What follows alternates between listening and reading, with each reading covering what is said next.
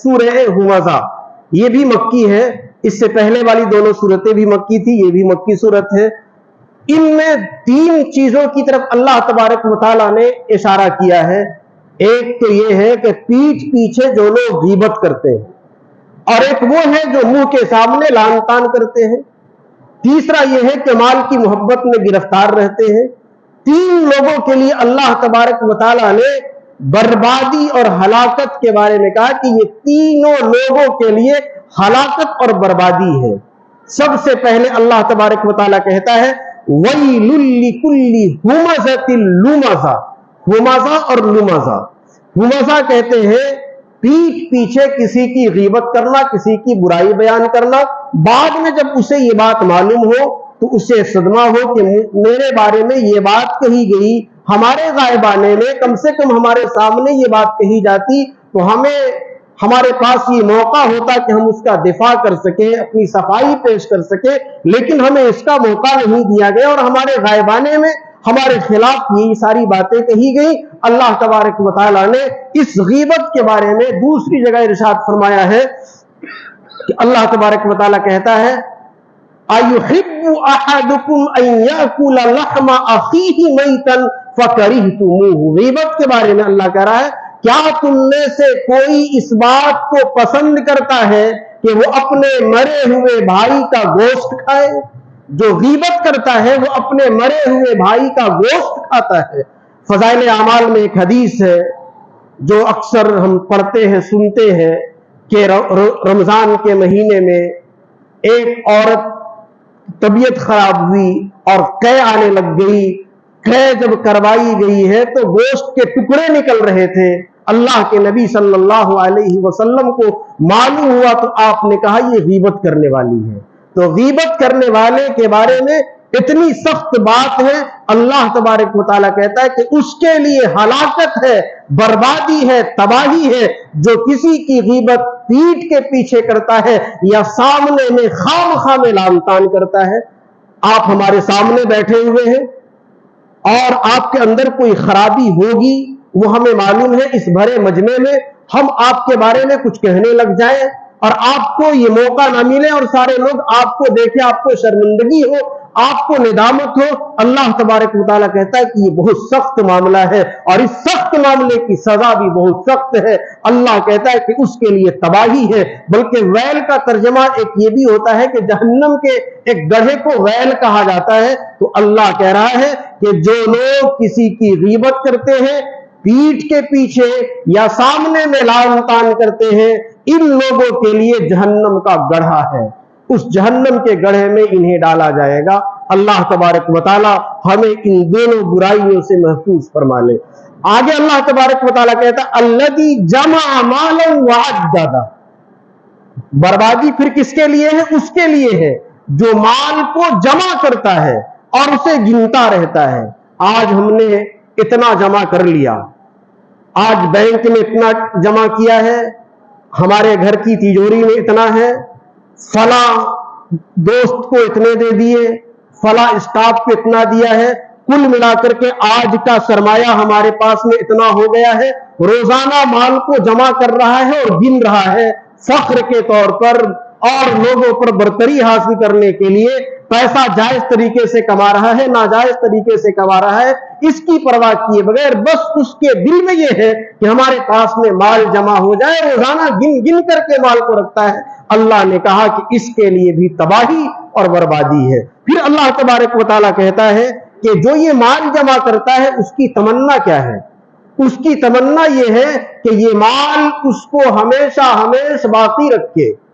وہ سمجھتا ہے کہ یہ مال اسے باقی رکھے گا، لیکن اللہ تبارک و تعالی مال والوں جو ایسے مال والے ہوتے ہیں جن کے بارے میں اللہ نے خود کہا ہے، یہ ایسے مال والوں کے پاس میں مال جب آتا ہے اور وہ مال کو فخر کے طور پر گن گن کر رکھتے ہیں، اچانک کوئی حادثہ ہوتا ہے اور اربوں پتی ہوتے ہیں، اللہ تبارک و تعالیٰ پل بھر میں انہیں خاک پتی بنا دیتا ہے، بیمار کرتا ہے، اور ایسی بیماری ہوتی ہے کہ وہ ہاسپٹل میں جاتا ہے، कोमे में होता है, 40 दिन और 45 दिन तक कोमे में होता है, उसके पीठ पीछे उसके गायबाने में, बेहोशी के आलम में उसके अकाउंट के सारे पैसे खत्म हो जाते हैं और उसे खबर भी नहीं होती है कि वो माल जिसे मैंने गिन गिन करके रखा था हमारी बीमारी में, ऐसी बीमारी में काम आया कि हमें महसूस भी नहीं हो रहा है कि हमारी बीमारी में मेरे पैसे खर्च हो रहे हैं। तो अल्लाह तबारक व तआला कहता है कि यहसब अन्ना मालहु अखलदा, वो समझता है कि उसका ये माल उसे हमेशा बाकी रखेगा। हालांकि माल के अंदर ये ताकत नहीं है कि इंसान को बाकी रखे। माल से हर चीज खरीदी जा सकती है, लेकिन माल से किसी की जिंदगी नहीं खरीदी जा सकती है। हम सैकड़ों मिसालें और आए दिन मिसालें देखते हैं कि हॉस्पिटल में मौत हुई है, पैसे कितने खर्च हुए, तो 40 लाख खर्च हो गए, 1 करोड़ खर्च हो गए, लेकिन नतीजे के तौर पर क्या आया? 0 0 आया, कुछ भी उसका हासिल नहीं हुआ। इनपुट में तो बहुत कुछ गया, लेकिन आउटपुट में मौत आई। तो हमारी दौलत फख्र के लिए नहीं है, जरूरत के लिए है। इसे जरूरत समझ करके कमाएं और जरूरत समझ करके अपने पास में रखें, और माल को रखना भी गुनाह नहीं है। अल्लाह के नबी सल्लल्लाहु अलैहि वसल्लम के बारे में आता है कि आप सल्लल्लाहु अलैहि वसल्लम अज़वाजे मुतहरात को 1 साल का माल, 1 साल का पूरा सामान दे देते थे। तो इसीलिए मुफस्सिर और उलमा ने लिखा है कि 1 साल तक का